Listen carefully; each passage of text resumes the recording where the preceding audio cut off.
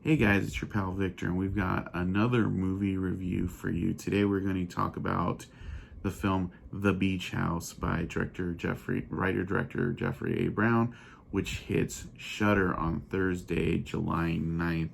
And this is kind of like an indie relationship drama with overlaid with horror themes. An easy way to think of it is kind of like the last couple seasons of Channel Zero in that regard, or Midsummer, where like all the human elements kind of ground the supernatural thing. But it mainly follows this character named Emily and her boyfriend Randall, who go to his father's beach house in Cape Cod.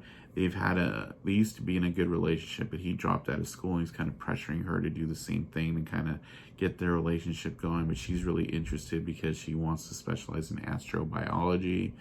And when they go to the house, they try to rekindle their relationship. It's still kind of tense. When they get there, they realize Randall's father has rented out the house to some friends of his, Mitch and Jane.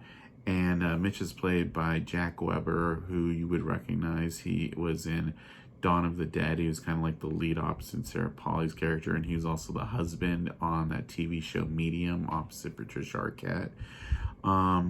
So all of them decide to bond. They're having these conversations about life and where they want to go with it. Kind of reminds me of the movie Coherence here in this regard. And they keep drinking wine, and it turns out they run out. So Randall offers them some medical marijuana, which kind of loosens everybody up. It turns out Jane has cancer. She's kind of using this house as hospice.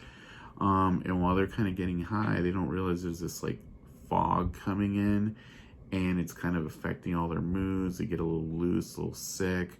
They start to see things with a different light. And as dawn comes up, Jane really starts to change, and so does Randall. And they come hang out at the beach, and then they start to realize there's these weird pods, one of which Emily steps in and has like a worm that tries to get inside her, and they realize that the environment is changing around them a little bit like Annihilation, but the main vibe the whole thing gives off is the color out of space. And that's basically the scenario moving on forward. I will say I really enjoyed The Color Out of Space when it came out at the beginning of the year. This totally takes the same story as Inspiration, but it kind of spins its own thing with it. So it doesn't feel like a ripoff, but you can kind of tell both of them are like buds off the same plant. Another way to look at it is it's body horror, kind of like in the vein of something like The Ruins. And sort of like a transformation kind of thing, like Rabbit or Shivers or something. So it's a really interesting movie.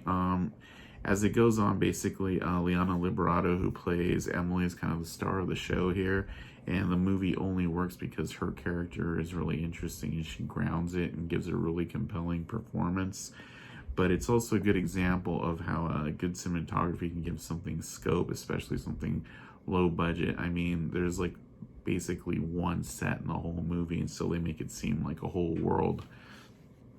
But I think Shudder's getting really good at picking these kind of like indie movies that are going to play well to its audience, and this one definitely feels that way. So I would say if you're a fan of movies like The Ruins or Body Snatchers, body horror, The Ruins, you should definitely check out The Beach House. It's a really cool movie. It starts July 9th on Shudder.